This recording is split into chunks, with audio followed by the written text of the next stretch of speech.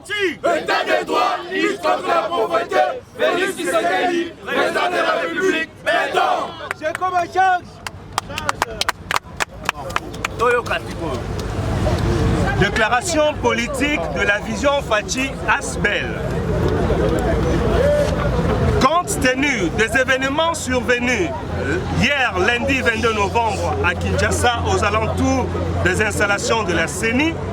la vision Fachi Asbel s'est réunie en séance extraordinaire au sein de son siège social dans la ville-province de Kinshasa, précisément dans la commune de Limete, afin d'analyser les troubles qui ont failli perturber la quiétude de paisibles citoyens au centre-ville de Kinshasa. À l'issue de cette rencontre, la vision Fachi Asbel félicite les gouverneurs de la ville d'avoir pris des dispositions idoines afin de faire respecter l'article 5 de la loi organique portant organisation et fonctionnement de la CENI, stipulant, nous citons, le siège de la CENI et ses bureaux de représentation provinciale et locale sont inviolables. Par cette même occasion, nous apprécions le professionnalisme dont a fait preuve la police nationale congolaise dans le maintien de l'ordre public. À la lumière de ce qui précède, la vision Fachi Asbel rappelle à l'opinion que la machine électorale est en marche. Il est souhaitable que les différentes parties prenantes de ce processus affûtent leurs armes en lieu et place de ternir l'image de l'institution organisatrice des élections en République démocratique du Congo. À cet effet, la vision Fachi Asbel étant une plateforme regroupant plusieurs mouvements de jeunes ayant pour mission principale de promouvoir et de soutenir les actions du président de la République, son Excellence M. Félix Tshisekedi Tshilombo, ainsi que celles des autres institutions, et voudrions à travers cette déclaration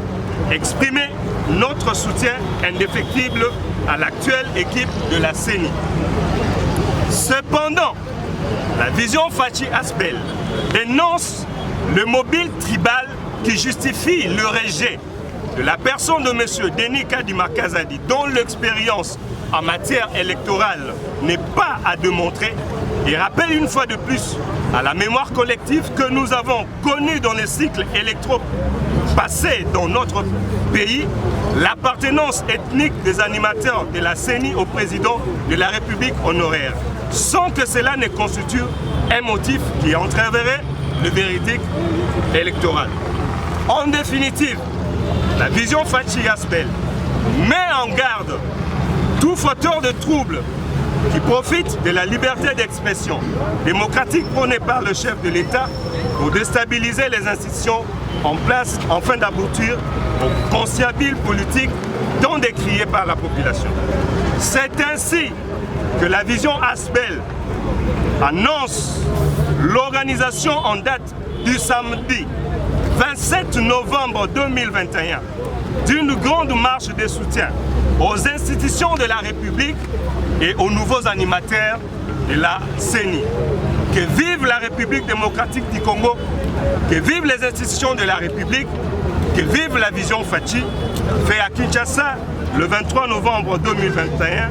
pour la vision Fachi Asbel, Cheko Beya, président. Je vous remercie. Batata bamama bandeko bino bandeko ya presse na ndenge boye kosunga mpona kozwa message na biso na mokolo ya lelo. Biso lingomba ya vision Fachi Asbel tosanganaki bongo na mokolo ya lobi mpona kotala mpe koanalyse makambo oyo elekaki na ville province ya Kinshasa na bandeko oyo basalaki sit-in liboso ya CENI. Tolobi boye mibeko oyo ezo régir CENI ou soit loi organique oyo ezo tala lolenge ya kotambwisa commission nationale électorale indépendante et lobby boye na article nango 5 que ba bureau ya CENI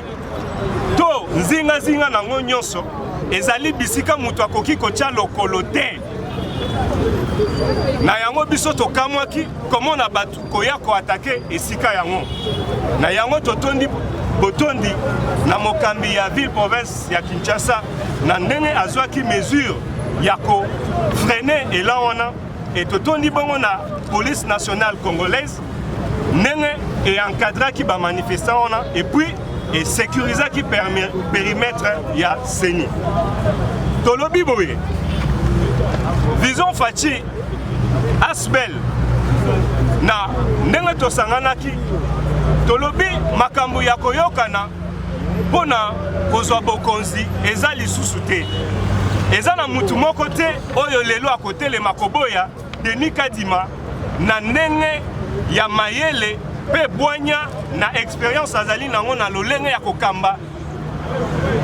milulu ya maponami na kati ya Afrique mutu moko te azali na moment oyo akoki kotelemela ye me ba oyo bazotelemela ye bazali bongo kokende koluka ba raison moko tribal o biso tolobi ezali makambu ya ko soutenir ata moke te mwana mboka Denis Kadima azali na expérience avérée na matière électorale na Afrique eyebani tolobi pe boye kaka na mboka na biso eleki 10 ans te tozalaki bongo na bakambi ya cellule ou soit ya commission électorale nationale indépendante oyo bazalaki batu ya mboka moko ou soit ya contrée moko na mokonzi ya mboka honoraire tolobi bongo ke ezali raison te ya koboya Kadima parce que na mboka na biso tosi tomona pe bakambi ya CENI o bazalaki ya région moko na mokonzi ya mboka na yango tolobi boye ba onyo so bazali prêté pona kokende maponami makambu ya koyokana ezali te biso tolobi tozokende élection na CENI na yango tolobi boye mokolo ya le 27 samedi oyo biso tokotelema lokola ba défenseur lokola lisu ya mokonzi ya mboka tokozala bongo na nzela pona ko soutenir ba institution et puis pona ko soutenir le président de la République et puis ko soutenir commission nouveau membre ya bureau ya commission électorale nationale indépendante. Je dis je vous remercie. Donne les droits. Alors Fachibe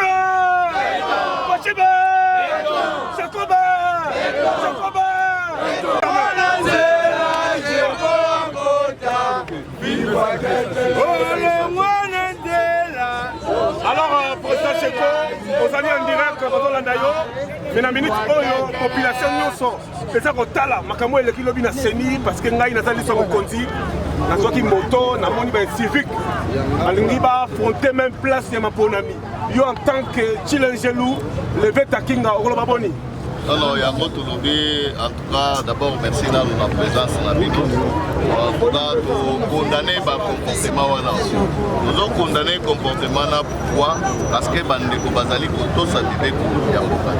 Et bien, Yamboka Elodi, nous allons dans le régime d'information lorsque nous allons besoin de manifester. Tant qu'on commet bakozi Yamboka, si bango naza besoin de manifester, bakoye bisayo.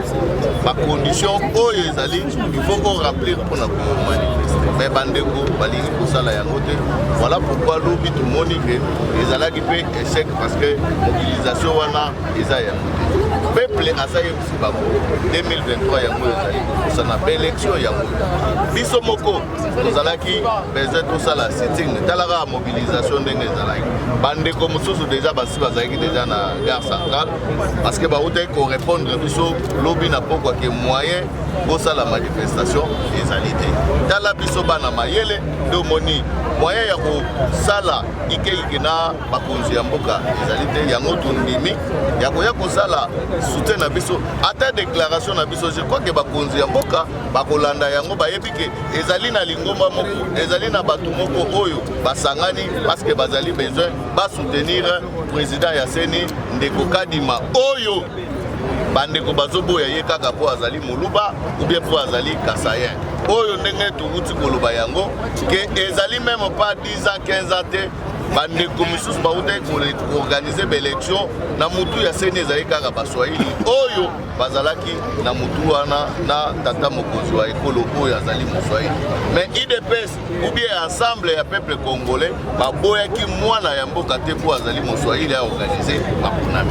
mais toboyaki kaka nyamu ozomona soki nyamu ezali tokotelema biso nyonso tokende na kima ozala moluba ozala mungala ozala muswahili ozala mukongo biso be tata moko mama bo moko voilà pourquoi tozali na ekolo kaka alors président Cheko baza kolanda biso pa mokonzi ya mboka population za kolanda biso motuna ngo za yambo na population c'est la zone étendue ya province aujourd'hui mon chef de l'état tient ne ko kadi la tête to moni ba ndeko la biso soit déjà la muka ndeko obosa ni chef de l'état ezali ba confession religieuse bango ne mutu bazali habilité parce que ba pesi bango to pesi yango na société civile bazalaka 8 na ndenge basanganaka po bapona nde na kopona baponaki bake baponi 6 baponi kadima mibale bakwei baponi mutu na bango na majorité ezali loi ya na démocratie ezali loi ya majorité et triomphe et poni ndeko kadima mibale na soni oleba ndima baboyi bakriu azali moluba akoki kosala te mais président Cheko motuna moko za yambo foti kala sisa motuna na ngai parce que bato baza kotala biso ba comprendre balobi ke ndeko kadima auti Canada ndeko kadima soit disant azali cousin propre ya mokonzi mboka est-ce que ça vrai ou bien azali ba rumeur selon vous je crois que ba famille Tshisekedi eyebani toyebi ke famille Tshisekedi nyonso bakombo bazali ba Tshisekedi soit ba mulumba je crois que ndeko kadima même soki azali cousin ya président Tshisekedi soki asali yango malamu organiser élection malamu eza na problème te tokutaki komona ndeko ngoi mulunda azalaki même famille politique na chef de l'état sortant totikala kosala yango problème te toloba yango te toloba kaka élection ekende malamu e ba organiser yango na kimia nyonso voilà pourquoi biso toloba tozoloba na bandeko oyo bazali kosala wana balongola guerre ya ba ethnie balongola guerre ya ba province hein na ba appartenance eza bien te o ezali important ezali pour soutenir mutu akende malamu na musala na ye c'est ça c'est que nous alors président Cheko question monsieur César avant de ça ba mutu na biso vi rôle la bino nini si la république disons fati rôle na biso ezali lisu likolo ya lisu vous comprenez ça veut dire que bonimiango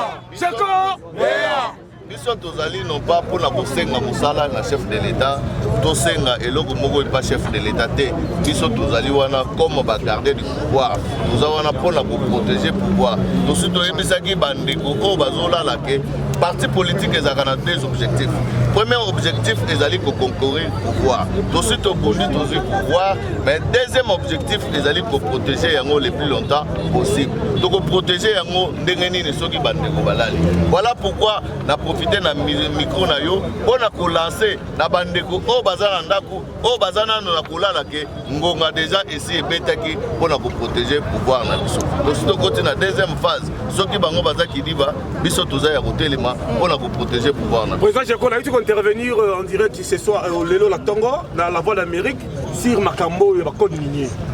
On l'a dit déjà, même comité international, même la radio internationale, on l'a déjà pour la arrestation, le détournement, et bien public. Vous, en tant que leader d'opinion, en tant que la jeunesse sacrifiée, qu'est-ce que tu vas dire? État les droits, ça marche? Ouais, non, ça veut dire que Mboka la biso eza isusu ndenge ezalaka kala te. Ebele ya bato bazozela nano Mboka échanger po ya lia Thomson ou bien lia Soso. Ok Mboka etongamaka na Soso te, ou bien Mboka essaie de développer na fufu, amona fufu ekiti lipa ekiti non. Mboka et développaka na état de droit. Deux omoni différence la biso na ba tu o bazalaki liboso. Lelo omoni mokili mobimba bazobeta lisolo ya gestion ya président Félix. Lelo mokili mobimba bakomi kobeta lisolo ya état de droit. Voilà pourquoi même même bateau investisseur bakomi fier pour naboya na mboka na biso parce que bayebi que lelo garantie ezali lelo ministre azotambola lisusu te ou bien azosakana lisusu te na mbongo ya l'état ndenge bazali kosala yango kala. Voilà pourquoi tolobi état de droit ezali réalité ba o ba okanisa ke ezali slogan etali bango décembre biloko emati bongo ozomonana te président Cheko babo solo mokonzi ya mboka apesi ningisa sosi kitana $10 ministre ya économie azobouge te naza na information mona ngai yebisa bino ministre ya économie azali ya parti ya Bahati Lukwebo lelo conseil principal au sein ya ministère ya économie mwana Bahati toyebi te kongo ekokende ndenge nini. Alors, je crois que ma ministre ya économie tout solo baki yango ye moko asalobaki déjà que akendaki déjà kosomba biloko bazoluka moyen basomba biloko po baya nango topesaki mpe ultimatum na biso tolobaki na janvier tokozala na nzela mpona kolisa ye soit à démissionner soit à améliorer condition ya vie ya bacongolais parce que tozomona tolobaki bien toza besoin ya bawarrior wana eza kovanda na biro te kobongisa biro te ezali kobongisa sociale ya bacongolais. Voilà pourquoi tolobaki boye asengaki alobaki mingi tocomprenaki moratoire esalamaki pour que total elaeti janvier. Je crois que bokoya kotourna biso na janvier bokomona tokosala bamama na marche soit abongisi biloko wana soit adémissionner atikeli warrior mosusu oyo aboyi kosala. Le 27 bali ndeko Cheko kolata ndenge nini kolata zambala kotambola makolo be ndenge nini